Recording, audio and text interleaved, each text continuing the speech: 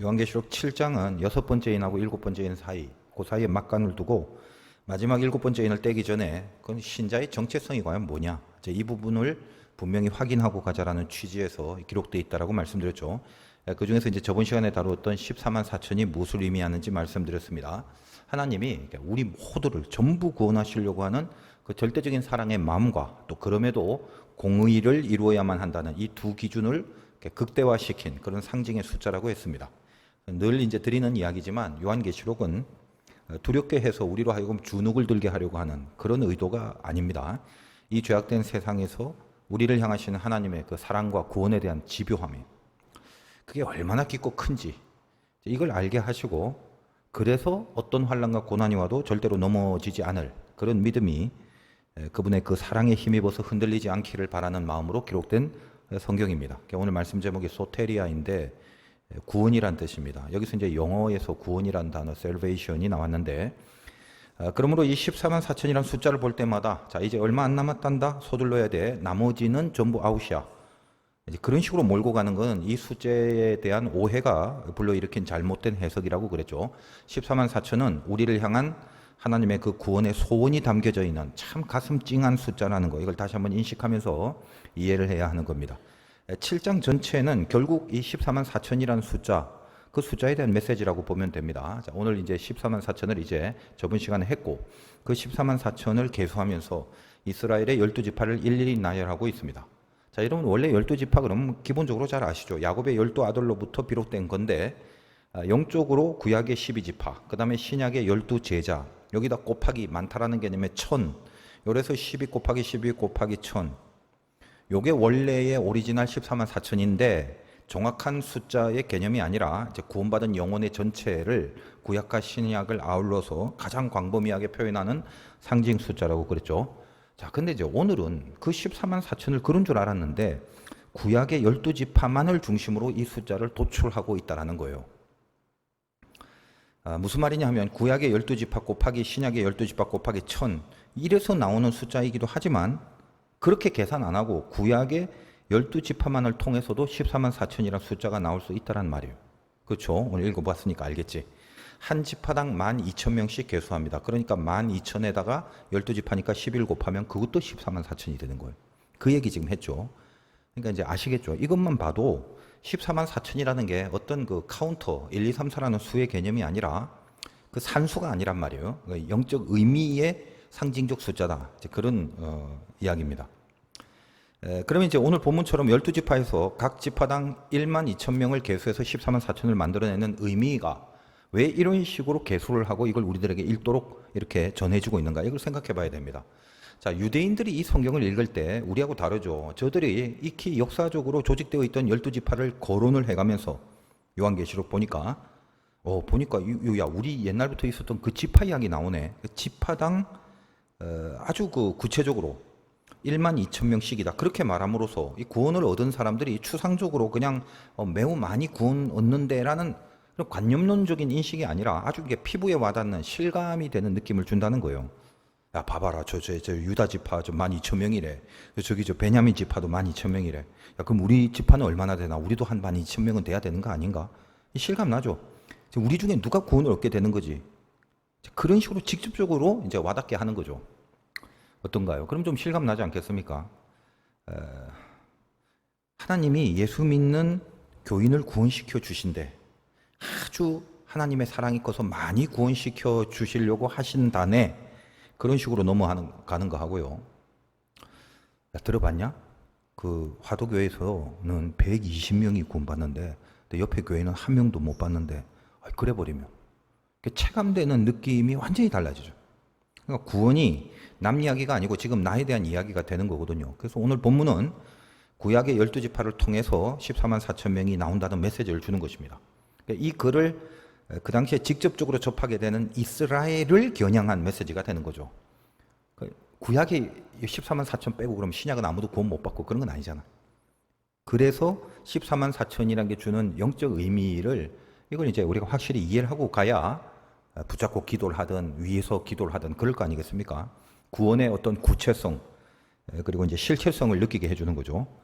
전체적으로 대강 퉁쳐서 얻어내는 그런 구원이 아니라 나 개인이 각자가 내 소속된 곳에, 소속된 교회에, 소속된 가정에, 뭐 소속된 교구에, 어쨌든 그 전체가 아니라 그 안에 속해 있는 나 자신이 정확하게 평가되는 그런 구원이라는 생각을 하게 된다라는 것입니다. 자, 오늘 열거되는 12지파가 이제 그런 의미인데 이게 좀 특이해요. 여러분 보통 12지파라고 하면 야곱의 12아들 기원으로 형성된 공동체죠. 창세기부터 이제 나오지 않습니까? 민수기에 가서도 또 나오고 여러 번 나오는데, 자, 근데 이제 계시록에 열거된 12지파는 뭐가 특이하냐? 단지파가 없어요. 12지파 중에. 읽어보면 나와요. 그리고 원래 그 레위 지파는 성전을 섬기는 지파이기 때문에 12지파에 원래는 계수를 안 합니다. 전통적으로. 여러분 민수기에도 이제 12지파에 대한 계수가 나오는데, 민수기의 12지파라는 단위는 실은 이제 군대 조직을 말하는 거예요. 제가 민수기 강의할 때가 있었죠. 몇 년 전인가 언급했던 내용입니다만, 그 민수기의 인구를 조사하는 거, 이건 뭘 말하는 건가요? 혹시 제가 그 민수기 설교할 때 제일 처음 설교했던 첫 번째 그 1장의 설교 제목을 기억하시는 분이 있나요? 만약에 이제 기억하시는 분이 있으면 제가 밥을 한번 사드리겠습니다. 5초 드릴게요. 54321땡. 목사님 저번 주에 했던 요한복음도 기억이 안 나는데 다 잊어버렸는데 수년 전에 민수기를 어떻게 기억을 하나요? 뭐 그러시겠죠. 맞습니다. 뭐냐? 싸움에 나갈 만한 자입니다. 얼핏 그런 것 같아. 이제 그때 현수막도 막 걸어두고 그랬는데, 그러니까 현수막 다 필요 없어요 사실은. 어차피 다 잊어버리는데. 자, 그래서 싸움에 나갈 만한 자를 계수한 게 민수기다. 그게 제일 첫 번째 시간이었거든. 군사를 계수한 거예요. 그게 민수기의 12지파의 그 계산의 의도였습니다. 20살 이상 전쟁에 나갈 만한 그 자들을 계수한 거. 그러니까 민수가 뭐죠? 뭐 최민수, 박민수 이런 거 아닙니다. 민수, 백성을 센다.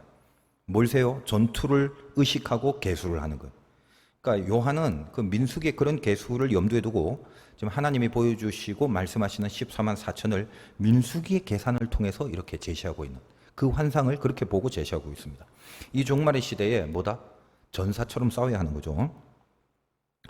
14만 4천이 되기까지 치열한 전쟁을 치러야 한다는 일단 복선이 깔려 있는 겁니다. 근데 이제 유심히 살펴보면 창세기나 민수기에는 당연히 단이 12아들 중에 하나니까 단지파가 있는데, 여기는 단지파가 없어요. 그리고 아까 말씀드렸다시피 원래는 전통적으로 12지파 안에 레위지파가 안 들어갑니다. 근데 오늘은 뭐냐?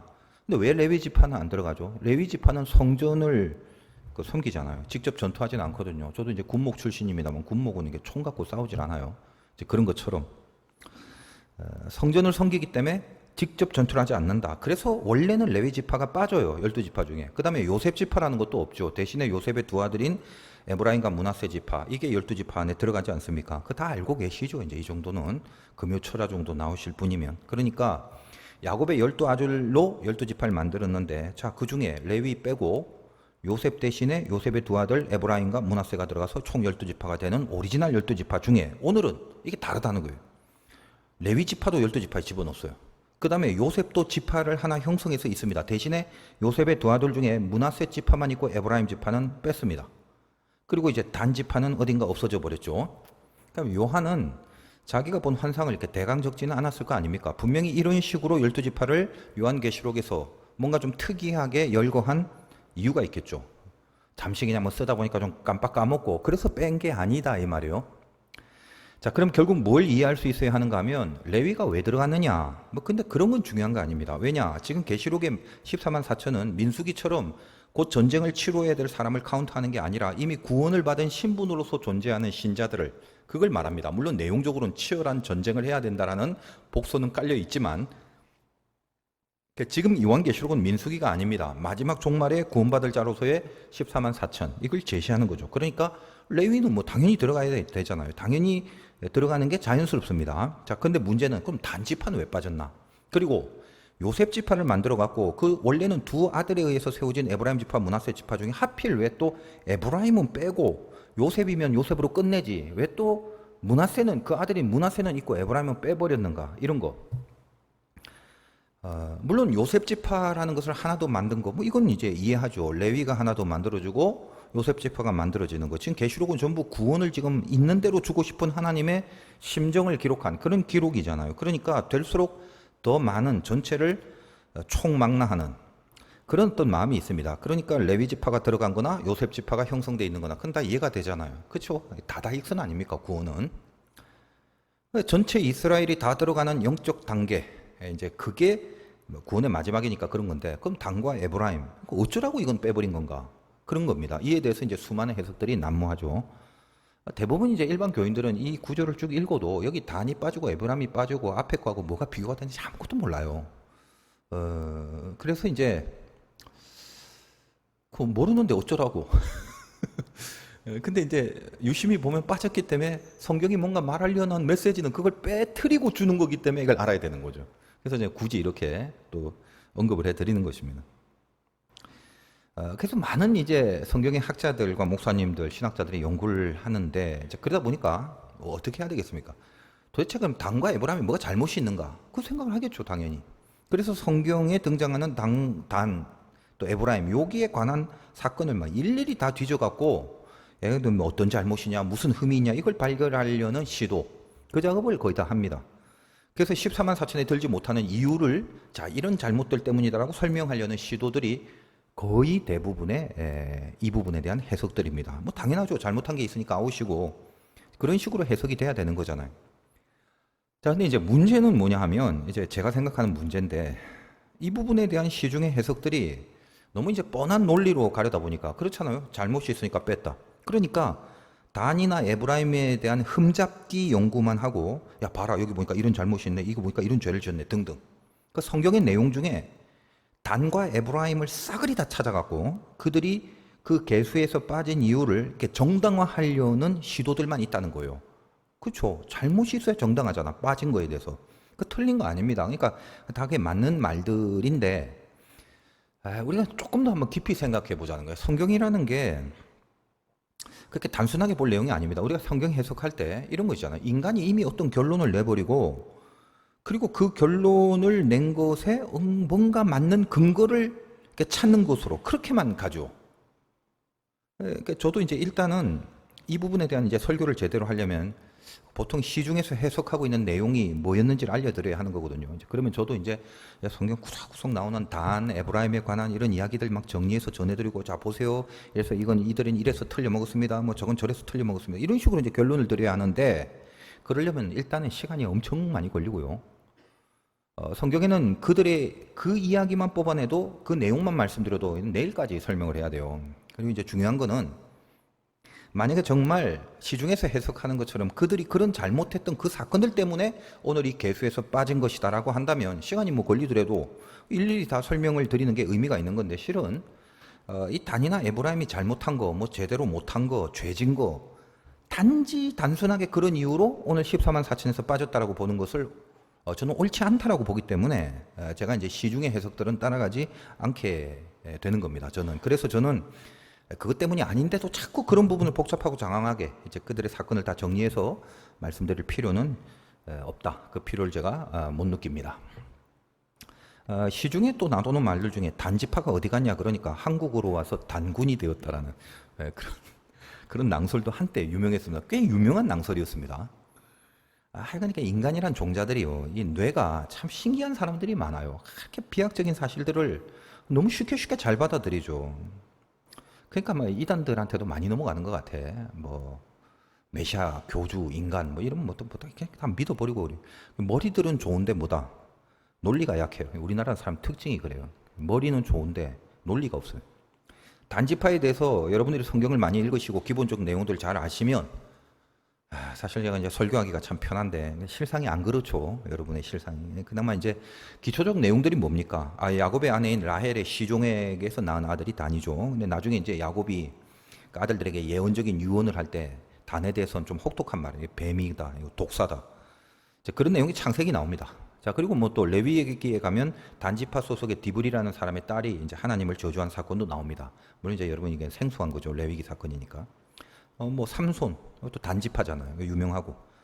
그러니까 여러분이 알만한 사건 중에서 또 이제 사사기에 미가라는 사람 나오죠. 엄마 돈 훔치고. 근데 엄마 또 그걸 또 봐주고. 하여간 신기해요. 사사기 자체가 개판인데 그 배경이. 그러니까 미가가 어떤 뭐 또 레위 지파 젊은이 한 명을 데리고 왔고, 야, 그거 보니까 너 레위네. 우리 가문의 제사장 되어달라고. 뭐 그런 사건 나옵니다. 그 정도는 어느 정도 아실 거예요. 근데 이제 단지파가 지나가다 보다가 그 레위인이네. 그래서 야, 자기 지파의 집 제사장으로 그 가정에서 제사장으로 섬기고 있는 그 레위 청년을 자기 지파의 제사장으로 뺏어갑니다. 단지파가 좋은 재질이 아닙니다. 자, 남북 왕국이 또 분열돼서 북쪽으로 간 왕 이름이 여로보암이죠. 남쪽에 르호보암. 그 여로보암은 에브라임 지파예요. 그러니까 또 에브라임 얘기도 또 나와요. 뭐 에브라임도 이런 부분에서 이제 지적을 받는 이슈가 되죠. 근데 에브라임 지파 출신의 여로보암이 단과 베델에 우상 신전을 만들죠. 자, 이런 식으로 이제 여러분들이 이제 조금이나마 좀 아는 내용들 다 열거를 해도 오늘 못 끝낸다는 말입니다. 엄청난 내용들이 많아서 하나하나가 다 비중이 있는 그런 메시지들인지라 단순하게 넘어갈 수도 없는 그런 사건들이고요. 여러분 일단은 성경이 뭔지 이거 잘 알아야 됩니다. 자, 예를 들어 모세를 보세요. 잘한 것만 있나요? 못한 것도 있죠. 알잖아요. 그러니까 일일이 다 말씀드릴 필요 없어요. 근데 모세가 정말 잘한 것도 많은데 뭐 반석에게 명하라 하는 것을 지팡이로 2번 치는 바람에 가나안에 못 들어갑니다. 성경의 난제 중에 하나고 제가 여기에 대해서는 여러 번 말씀을 드린 적이 있는데, 자, 출애굽기에도 반석에서 물을 내는 사건이 나오고 무리바 사건이라고 그러고 그 뒤에 가서 민수기에도 또 물을 내라는 사건이 나옵니다. 그래서 무리바 사건이 2번 나오죠. 출애굽기에서는 반석을 치라라고 해서 쳤고 민수기에서는 그냥 말로 물 나와라라고 하라고 말로 명하라고만 했는데 모세가 하나님의 말씀을 그대로 안 하고 자기가 지팡이로 2번 치는 바람에 너 안 되겠다 해서 가나안으로 들어가지 못한 그런 어떤 처단을 받습니다. 알다시피 여러분 모세가 어때요? 하나님이 천신만고 끝에 출애굽의 지도자로 이제 직접 세웠줘요. 그죠? 이제 그것도 지는 안 가려고 했는데 땡깡 피우다가 하나님 막 어르고 달래고 간신히 보냈는데 이제 와서 그 달랑 그 반석을 지팡이로 2번 쳤다는 이유로 가나안을 들여보내지 않는 게 이게 논리가 합당한가? 이제 그 점을 생각해 보라는 것입니다. 참, 저는 너무 부러운데 너무너무 그냥 쉽게 넘어가요. 하나님이 명하라고 했는데 2번 성과를 부려갖고 그 봐라 그 죄 아니냐? 너 가나안 못 들어간다. 그리고 쉽게 하면 끄떡이고 그래요 다들. 여러분 어때요? 저만 이상한지 하나도 모르겠어요. 이상하잖아.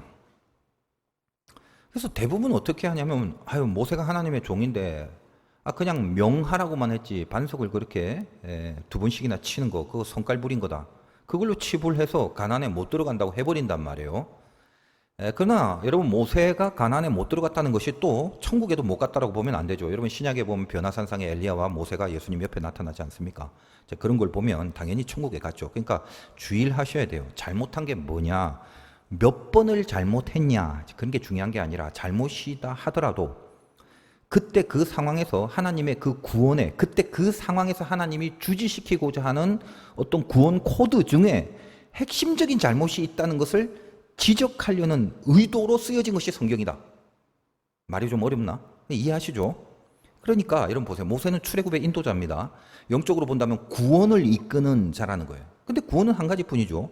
반석이신, 반석은 예수 그리스도니까 반석 치라는 말은 반석에서 물이 나왔으니까 얼마나 신기하고 기적적인 일이냐가 중요한 게 아니라 그 밑바닥의 영적 의미가 반석이라는 예수를 친다는 거예요. 그러니까 반석이신 예수 그리스도의 십자가의 죽음 친다라는 거, 그걸 의미하는 거죠. 그래서 반석을 치라는 것은 십자가의 죽음을 말하는 거고 구원은 그 사건 하나로 완전 무결하게 끝나는 겁니다. 완성되는 거다 이 말이에요. 그게 전부죠. 그러니까 그 외에 인간의 의지나 조건이 구원의 당락을 결정하지 않습니다. 그래서 이미 한 번 친 반석으로 물이 나오는 거 출애굽기 때 그게 구원이라는 거예요. 근데 이후에 또 반석을 모세가 친단 말이에요. 2번째는 하나님이 반석에게 명하라고만 했어요. 그죠? 왜 그럽니까? 구원은 이미 얻은 겁니다. 반석을 한 번 치는 것으로 얻은 구원을 모세는 2번째도 지팡이로 2번씩 쳐가면서 여기 뭐죠? 인간적 의지를 발휘하는 모습으로 드러나게 된 거죠. 구원은 그렇게 되는 게 아니라는 걸 메시지화 시키기 위해서 모세를 가나안으로 들여보내지 않는 겁니다. 진짜 모세가 천국에 못 간 게 아니라 구원이 뭔가를 상징화시키는 메시지로 그렇게 하신 거라 이 말이에요. 제가 왜 지금 이 얘기를 하느냐, 모세 얘기를. 그러니까 생각을 해보세요. 12지파 중에 단과 에브라임만 잘못했나요? 여러분 성경 읽어보면?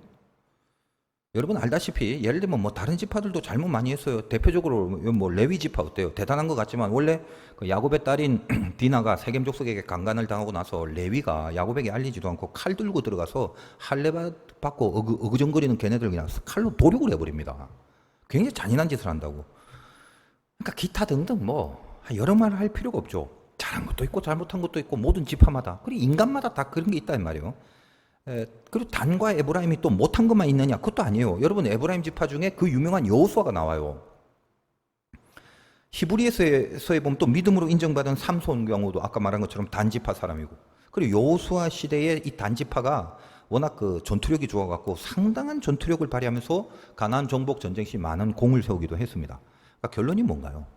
몇 번 잘못했냐? 그런 걸로 따지면 14만 4천의 무리에서 뺀 이유를 단지 그들의 어떤 잘못한 죄성, 죄를 많이 졌구나, 이렇게 이슈를 삼아버리면 그런 해석은 이제 틀린 거란 말이죠. 그렇게 치면 성경에서 14만 4천 들어갈 사람 아무도 없고 우리 중에도 아무도 없어요. 잘못한 사람들이나 잘못한 지파들은 그 외에도 많다는 거예요. 그러면 왜 유독 단과 에브라임이냐? 이제 이거를 알아야 되는 거죠.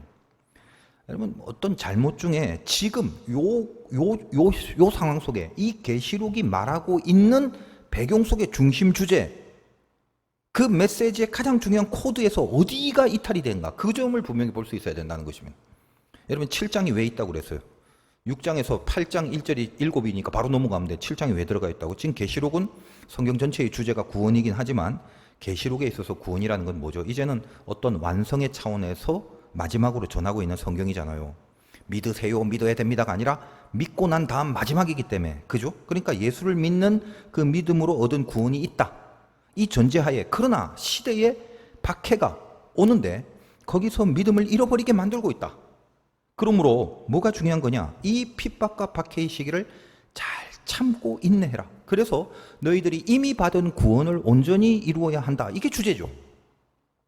빌립보서에 보면 두렵고 떨림으로 너희 구원을 이루라고 합니다. 그러면 뭔가 구원이 아직 이루어지지 않았기 때문에 뭔가 두려워하고 떨면서 어떻게든 구원을 이룰 수 있게 노력을 해라라는 말인가? 아니죠. 그게 두렵고 떨림으로 너희 구원을 이루라고 한 거는 이미 얻은 구원을 끝까지 인내하면서 흔들리지 말고 지키고 견디어라, 그 말입니다. 아직 세상은 온갖 공격과 박해와 유혹이 있기 때문이니까 그런 겁니다. 그러니까 6번째 인과 7번째 인을 떼는 그 중간에 앞에 6번째 인이니까 6번 재앙을 겪었잖아. 바로 그 구원에 대한 이야기를 다시 하는 겁니다. 야, 니들 6번째 인까지 떼고 나니까 참 무지하게 힘들지, 예수 믿기. 7번 가기 전에 내가 잠깐 좀 언급 좀 하고 갈게. 좀 힘들지만 너희들 잘 참아. 너희가 이미 받은 구원을 소중하게 지켜라. 이미 너희들 안에 구원이 있다. 그래서 인내해야 된다. 참아내야 된다. 너희는 이미 14만 4천이기 때문이다. 그 말을 하는 거다, 이 말이에요. 그래서 그 전제를 둔 상태에서 14만 4천 명에서 계수해서 뺐다면 그럼 어떤 메시지를 주려는 건가요? 단지 그냥 죄진 거, 잘못한 거, 그런 걸로 인해서 뺀 것이 아니라 그 많은 죄나 잘못들 중에 뭐요? 그 참아내지 못한 거, 인내하지 못한 거, 바로 그 부분을 강하게 부각시키기 위해서 14만 4천 중에 단과 에브라임이 빠진 겁니다. 그렇기 때문에 단지파나 에브라임 지파에서 그 사건들 가운데 보여주는 여러 가지 어떤 점들 중에 그들이 뭐요? 참고 인내하지 못한 사건들이 강하게 있기 때문에 그들을 뺀 것이다라고 이해를 해야 된다는 거예요. 이게 핵심입니다. 그러니까 한번 보세요. 성경에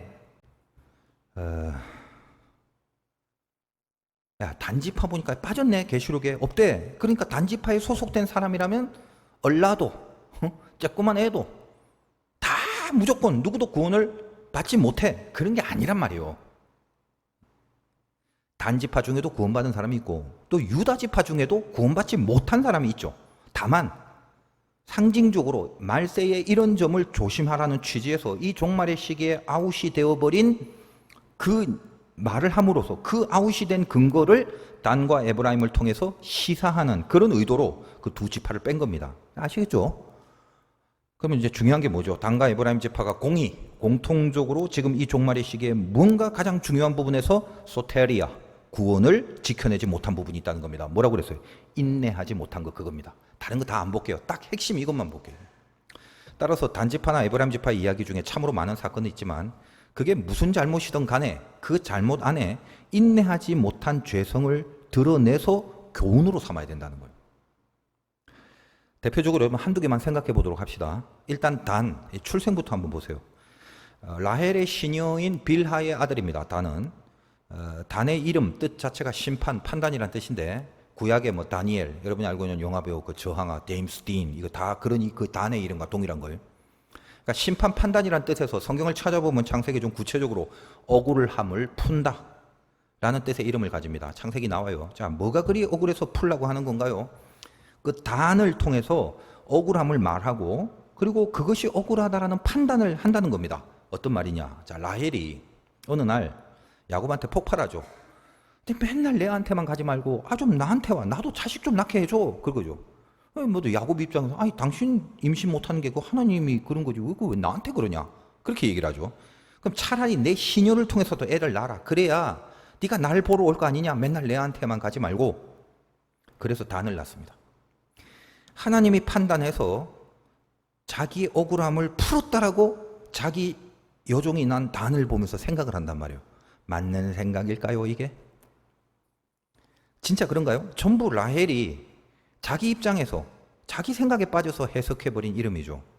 왜 그래요? 실은 조금만 더 기다리면 라헬이 누굴 낳아요? 요셉을 낳잖아요, 요셉. 그렇죠? 라헬이 요셉을 낳는지 처음 들었는데요. 뭐 이렇게 말하면 할 수 없어요. 야곱이 사랑하는 진짜 사랑하는 라헬을 통해서 요셉과 베냐민이 태어납니다. 그럼 이 12지파 중에 요셉이 핵이잖아요. 아브라함, 이삭, 야곱, 요셉. 그러니까 조금만 기다리면 되는데 이미 준비해 놓은 하나님의 뜻이 있는데 근데 어때요? 못 기다린 거죠. 인내하지 못한 겁니다. 신앙에 인내가 없다라는 건 결국 뭘 말하는 건가? 전부 자기 생각으로만 자기 인생을 끌고 가더라는 겁니다. 여러분 예수 믿으면서 결국 하나님을 기다리는 것보다는 자기 생각 주장하고 자기의 편의대로 해석을 하면서 하나님보다 자기가 늘 주도권을 가지게 되면 말로만 하나님 캐쌌지 절대로 주도권을 하나님 앞에 주지 않는 사람은 인내할 수 없어요. 여러분 에브라임은 또 어때요? 원래는 요셉의 두 아들 중에 므낫세가 장자고 에브라임이 차자인데 야곱 할아버지가 손주들 2명을 데리고 축복할 때 오른손에 손을 엇갈리게 안수를 해서 차자인 에브라임을 오른손으로 축복하죠. 요셉이 왜 그러냐니까 야곱이 다 안다 한 뜻이다 그래버려. 요셉이 처음 낳은 자식 므낫세는 그가 그 형한테 막 죽임을 당하고 막 여러 가지 그 생고생을 하잖아요. 그 고생의 기간을 생각하면서 잊어버림이란 뜻, 므낫세의 뜻이 그거예요. 그렇게 이름을 집니다. 나의 고통과 고난을 그 잊어버려야 될 그 숱한 그 고난들이 있다. 그 다음에 둘째를 낳고는 창성함이란 뜻, 이게 에브라임이죠. 왜냐? 이제 잘 됐거든, 잘 풀렸거든, 총리 되신다고. 그러니까 알다시피 우리 신앙이라는 게 사실은 잘 풀리는 게 좋은 게 아니거든요.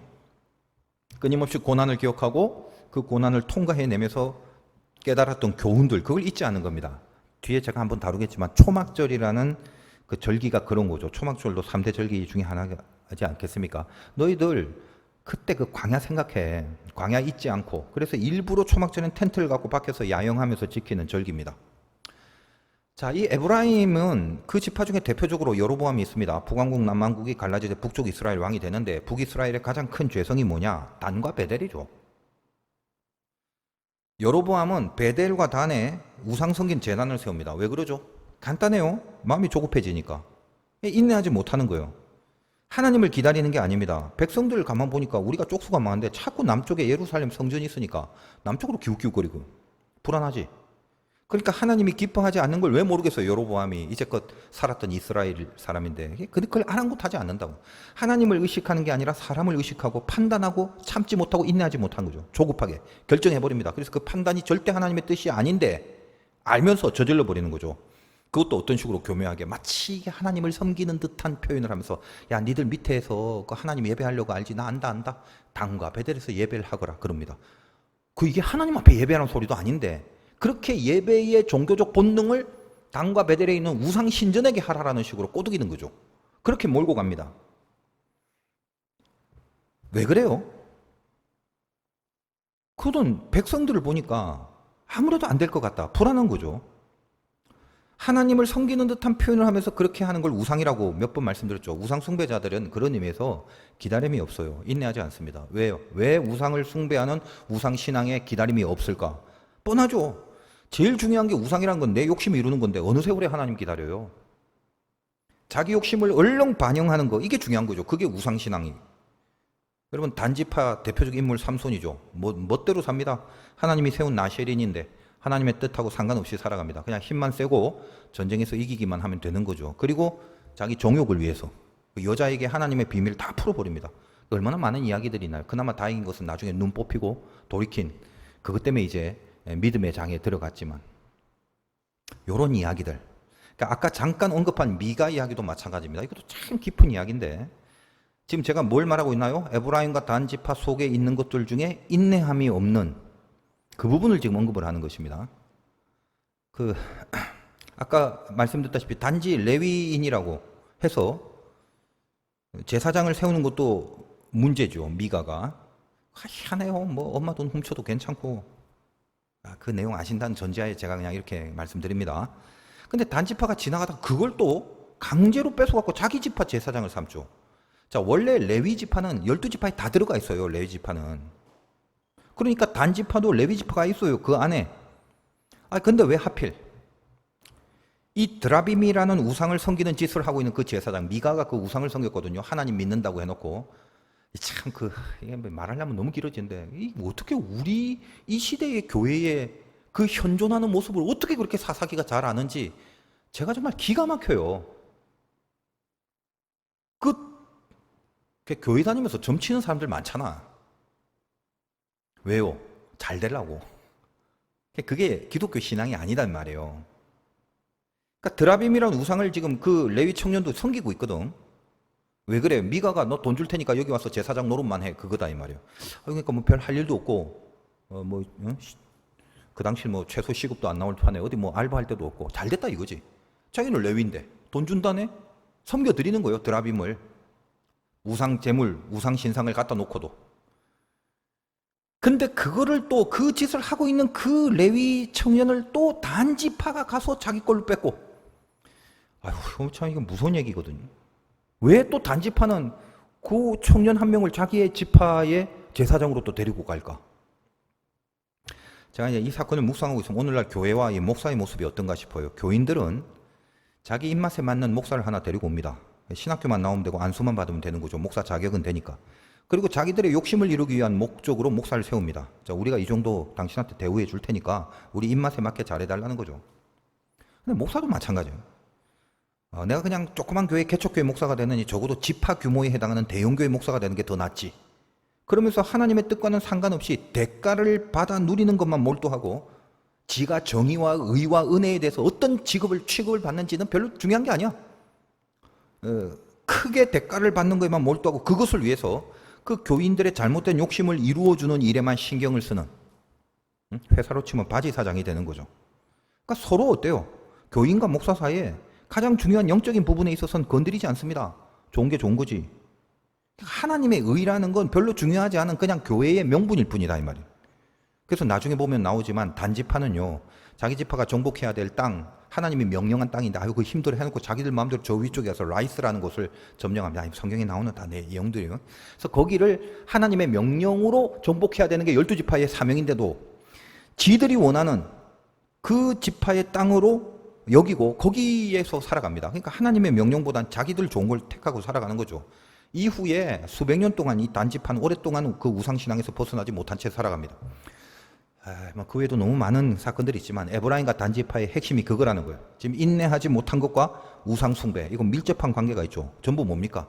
진짜 하나님의 뜻을 결국은 제껴버리게 되는 거죠. 인내하지 못하는 건 그 뜻을 못 참아 제껴버리는 거고, 하나님의 뜻을 제껴버림으로써 자기 욕심과 자기의 뜻이 나가게 되기 때문에, 그래서 이것은 우상 숭배의 심리가 되는 것이고, 여러분 말세가 되면 이런 거예요. 너희들은 그 박해하고 핍박하는 모든 세상의 공격들이 너희들에게 바로 그 인내를 빼앗으려고 하고 결국은 너희들이 가져야 될 그 하나님의 뜻을 끝까지 지키지 못하게 만든단다.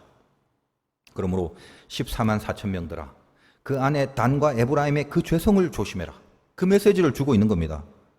여러분 잘 생각해 보세요. 이 시대에 가장 중요한 신앙의 덕목은 인내하는 거, 오래 참는 거, 참을 수 있는 거. 여러분 잘 새기고 여러분 기도하고 돌아가시기 바랍니다. 오늘 모든 죄의 배후에 뭐가 있나? 그러니까 안 믿는 사람들이 저지른 죄 말고 예수를 믿고 교회 다니는 사람들이 죄를 짓는 그 배후에 뭐가 있냐는 겁니다. 참지 못했다. 그게 모든 죄의 배후에 있습니다.